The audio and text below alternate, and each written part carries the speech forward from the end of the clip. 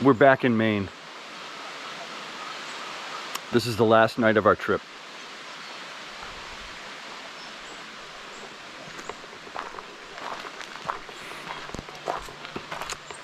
We're at Cobb's Cook Bay State Park.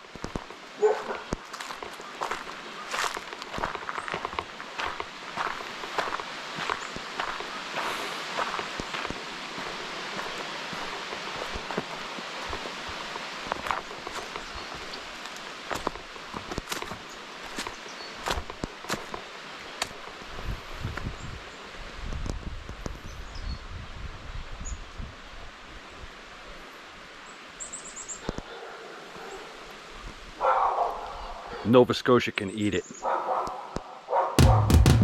Travelogues with Bob and Dogs. Travelogues with Bob and Dogs. Travelogues with Bob and Dogs. Travelogues with Bob and Dogs.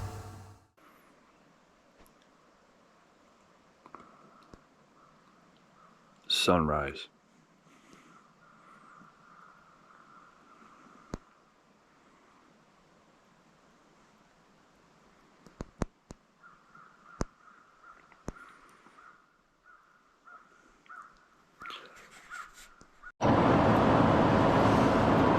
I don't know if you can see how filthy this windshield is,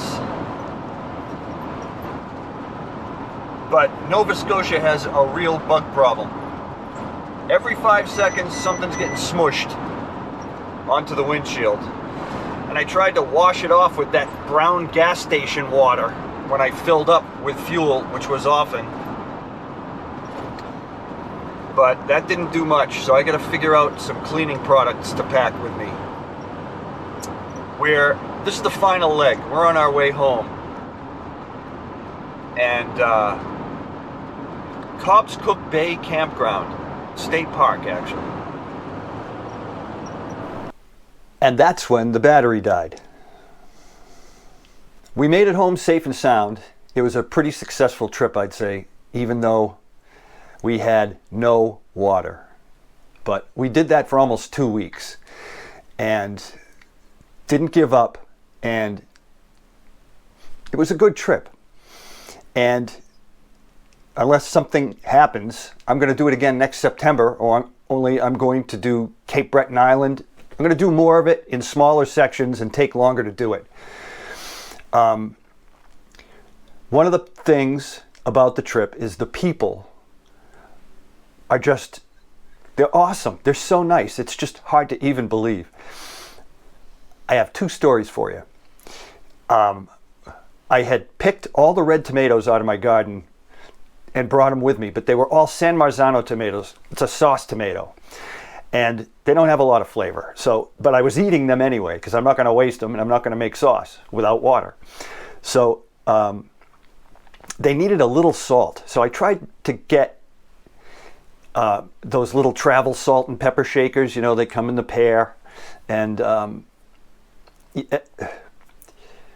I was more often than not in the middle of nowhere. So I came to this little general store and went in, and they had a shelf of salt, like smoked sea salt and all this frou-frou stuff that was like $8 for a tiny little jar. And I didn't want to do anything like that, and I'm pacing back and forth, and a woman came over and said, "Can I help you find anything?" It's like, "Yeah, I'm just looking for regular salt." And she said, "Oh, we have regular salt." And she brings me over and she picks up this 2-pound box of salt.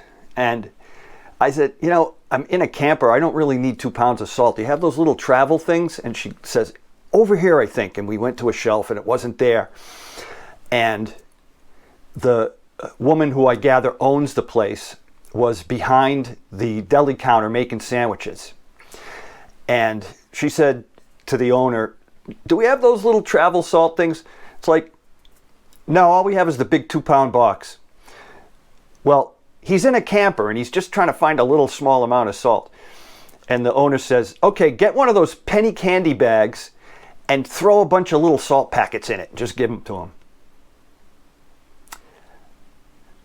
So she did. And I bought a $5 loaf of bread I didn't need. So the other one is I tried to stay off big divided highways as much as possible, but there were a lot of setbacks getting to Nova Scotia. It was a tough travel day. And I was late getting to the Canadian border, and I just wanted to get through New Brunswick so we could be at our campsite in daylight.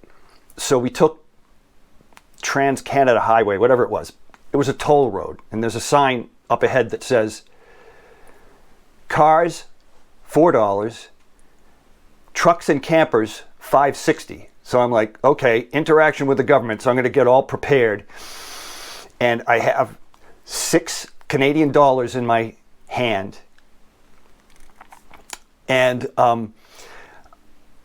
I get, I don't know if I'm a car or a truck. So I get to the toll booth and I put the $5 out, and the guy hands me back a dollar coin. I ended up with a lot of those. And I said to him, "You mean I'm just a car?" And he says, "And it's a darn fine car too, if you ask me." I don't know. Join us next time for another exciting episode of Travelogues with Bob and Dogs, where we may or may not be going anywhere. The Airstream is in the shop. That's right, it's in the shop. See you next time. Travelogues with Bob and Dogs.